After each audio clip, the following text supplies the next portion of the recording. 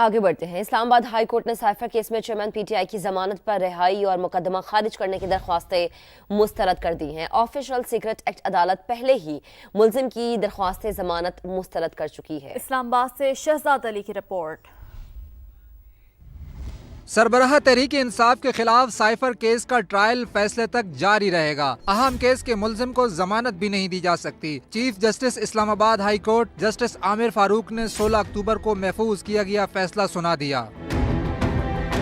اس سے قبل دوران سماعت اسپیشل پروسیکیوٹر ایف آئی اے نے عدالت کو بتایا تھا کہ ملزم نہ صرف جرم کا ارتکاب بلکہ اسے تسلیم بھی کر چکا۔ چیئرمین پی ٹی آئی نے سائفر کی معلومات عوام تک پہنچائیں، اس کی سزا 14 سال قید یا موت بنتی ہے۔ خفیہ دستاویز پبلک کرنے پر ملزم کو بطور وزیر اعظم بھی آئین کے آرٹیکل 248 کے تحت استثناء حاصل نہیں۔